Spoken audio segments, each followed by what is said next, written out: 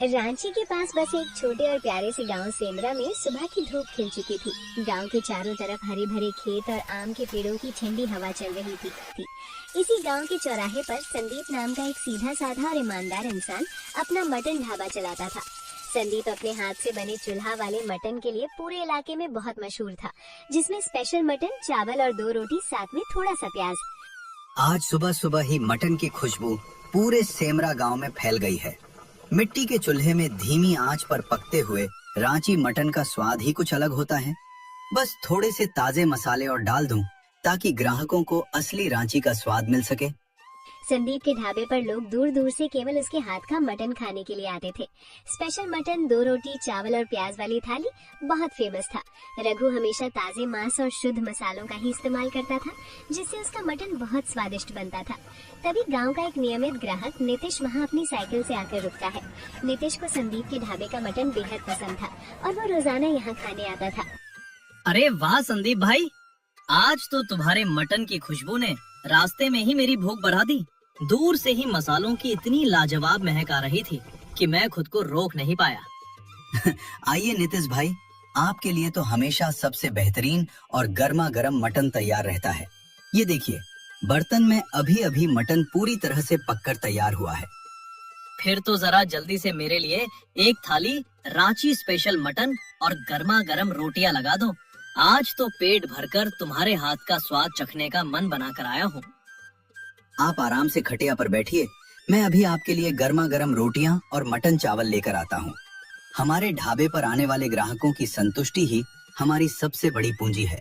उसके बाद संदीप अपने मुस्कुराहट नीतीश को अपना स्पेशल मटन प्लेट लगा दिया, जो बहुत स्वादिष्ट लग रहा था। ग्राहक अपना फटाफट मटन खाने लगता है। तभी संदीप का बेटा गगन, जो अभी अभी 12वीं कक्षा पास कर दुकान पर आया हुआ था, गगन पढ़ाई में बहुत तेज था और साथ ही वो बहुत चतुर और समझदार लड़का था। वो अपने पिता की मेहनत को समझता था और स्कूल के बाद अक्सर ढाबे पर उनकी मदद करता था। प्रणाम पिताजी, 12वीं कक्षा पास कर लिया। शिक्षक जी ने भी मेरी बहुत तारीफ की और मुझे कक्षा में सबसे होशियार बताया। जीते रहो मेरे लाल, तुम्हारी कामयाबी की खबर सुनकर मेरा दिल सच में खुश हो गया। तुम मन लगाकर पढ़ाई करो बेटा, तुम्हें बड़ा होकर एक बहुत बड़ा अफसर बनना है। आप अकेले थक जाते हैं, इसलिए मैं आपके सारे कामों को आधा कर दूंगा। यहाँ ढाबे पर तो मैं सब संभाल लेता हूँ, तुम्हें ज्यादा परेशान होने की जरूरत नहीं है। अरे पिताजी, मुझे आपके साथ मटन बनाना बहुत पसंद है। चलो मैं भी आपकी मदद करता हूँ। तुम्हारे मटन के साथ तुम दोनों बाप बेटों की बातें भी बहुत मीठी हैं। पिता और बेटे की ये प्यारी बातचीत सुनकर वहाँ बैठे ग्राहक भी मुस्कुराने लगते हैं। गगन तुरंत अपने हाथ मुंह धोकर ढाबे के छोटे मोटे कामों में लग जाता है। वो ग्राहकों को पानी देना और खाली बर्तन धोना या करता था।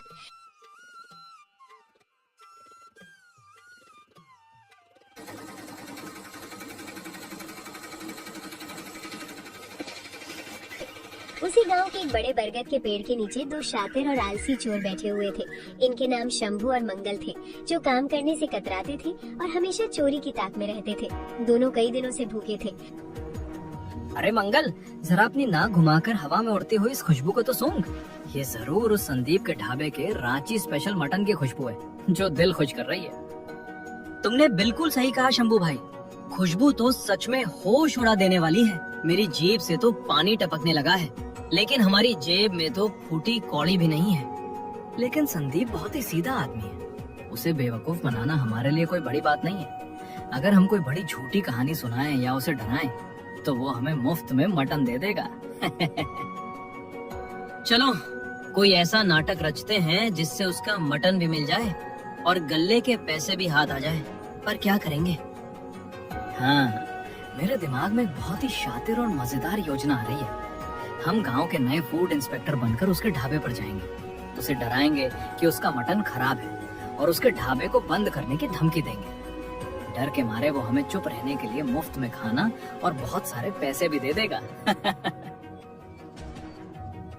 दोनों चोर अपनी इस चालाकी भरी योजना पर जोर जोर से हंसने लगते हैं। वे तुरंत अपने फटे पुराने कपड़ों को ठीक करते हैं और खुद को बड़ा अधिकारी दिखाने का ढोंग करते हैं।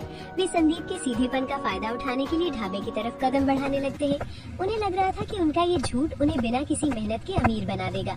इधर ढाबे पर संदीप को अचानक याद आता है कि मटन के लिए कुछ खास रांची के मसाले खत्म हो गए हैं। उसे तुरंत गांव के मुख्य बाजार जाना था, जो वहां से थोड़ी दूरी पर था।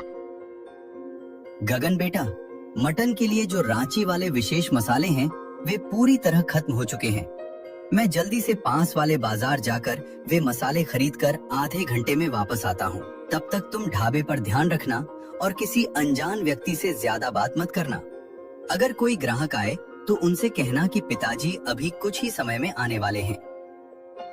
आप बिल्कुल फिक्र मत कीजिए पिताजी, आप आराम से जाकर मसाले ले आइए। मैं यहाँ ढाबे का पूरा ख्याल रखूंगा और किसी भी चीज की कोई गड़बड़ी नहीं होने दूंगा। संदीप अपने बेटे चिंटू को ढाबे पर थोड़ी देर के लिए अकेले छोड़ने का फैसला करता है। वो गगन को समझाता है कि कोई भी ग्राहक आए तो उसे आदर के साथ बैठाना। अब ढाबे पर अब केवल गगन अकेला ही बैठा हुआ था और ग्राहकों का इंतजार कर रहा था। तभी शंभू और मंगल दूर से देखते हैं कि संदीप ढाबा छोड़कर कहीं बाहर चला गया है।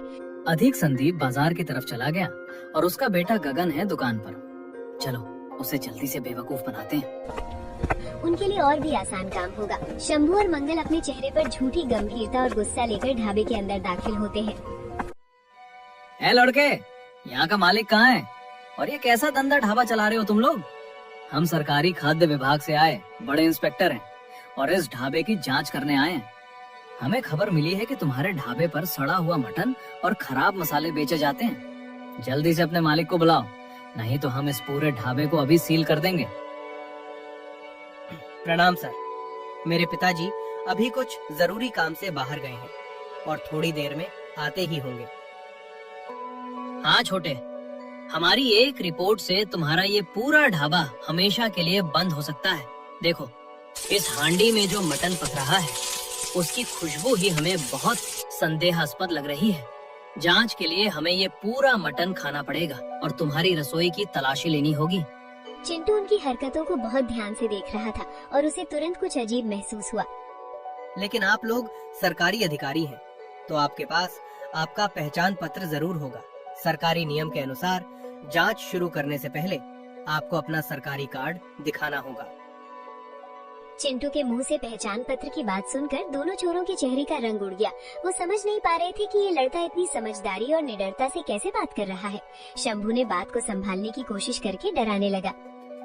तुम्हारी इतनी हिम्मत कि तुम बड़े अधिकारियों से उनका पहचान पत्र मांग रहे हैं। ये डायरी देख रहे हो ना, इसमें बड़े बड़े अपराधियों और धोखेबाजों के नाम लिखे हुए हैं।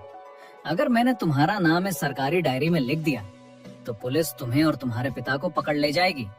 चुपचाप जो कहा है वो करो, वरना अंजाम बहुत बुरा होगा। लेकिन गगन बहुत चतुर था। वो उनकी घबराहट को भांप चुका था और उनके झूठ को समझ गया था। अरे शंभू सर, इस बच्चे को कानून की समझ नहीं है, इसलिए ये इतनी बकवास कर रहा है। छोटे बच्चे, सरकारी अफसरों से बहस करना बहुत बड़ा जुर्म है और इसकी सजा जेल है। अरे सर, आप लोग तो नाराज हो गए। मैं तो बस सरकारी नियम की बात कर रहा था। अगर आप सचमुच बड़े अधिकारी हैं, तो आपको हमारे ढाबे का सबसे खास मटन चखना ही चाहिए। हमारे पास एक ऐसा मटन है जो केवल खास मेहमानों और बड़े अधिकारियों के लिए ही बनता है। मैं अभी रसोई से वह गुप्त बर्तन लेकर आता हूँ। आप दोनों कृपया यहाँ आराम से बैठिए। गगन मुस्कुराते हुए अंदर रसोई की तरफ जाता है और अपना दिमाग दौड़ाने लगता है। उसे पता था कि ये दोनों चोर हैं जो मुफ्त में खाने और पैसे लूटने के इरादे से आए हैं। जरूर मुझे बेवकूफ बनाकर यहाँ का सारा खाना खाना चाहते हैं। अभी इन लोगों को यहाँ का स्वादिष्ट मटन खिलाता हूँ, उसके बाद ही अपनी जिंदगी में कभी यहाँ मटन खाने नहीं आएंगे। रसोई में एक डिब्बे में बहुत ही तीखी और लाल भूत झोलियकिया मिर्च का पाउडर रखा हुआ था। चिंटू ने मटन की एक थाली निकाली और उसमें ढेर सारा तीखा मिर्च पाउडर मिला दिया। ये लीजिए सर, ये हमारे ढाबे का सबसे स्वादिष्ट, रांची का सबसे लजीज मटन है। इसे खाने के बाद बड़े बड़े अधिकारियों की आंखें खुल जाती हैं और वे खुश हो जाते हैं। आप दोनों इसे बड़े चाद से खाइए। दोनों ही कर मटन की थाली को देखकर बड़े ही खुश हो जाते हैं। वाह, दिखने में तो ये मटन बहुत ही स्वादिष्ट और लाजवाब लग रहा है। मंगल, देखा, मेरी चालाकी काम कर गई और इस बच्चे ने डर के मारे हमें खास मटन परोस दिया। चलो जल्दी से इसे खाते हैं और फिर इसके गल्ले से सारे पैसे लेकर यहाँ से भाग चलते हैं। शंभू भाई, आज तो पेट भरकर खाएंगे और इस बेवकूफ बच्चे को सबक भी सिखाएंगे। इस मटन की रंगत देखकर ही मेरी भूख 4 गुना बढ़ गई है। अब रुका नहीं जा रहा।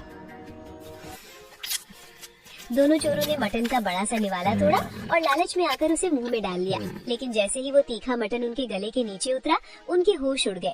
भूत झोलिया किया मिर्च का भयानक तीखापन उनके मुंह, कान और आंखों से धुआं निकलने लगा। दोनों के चेहरे लाल हो गए और वो पानी पानी चिल्लाते हुए जमीन पर कूदने लगे।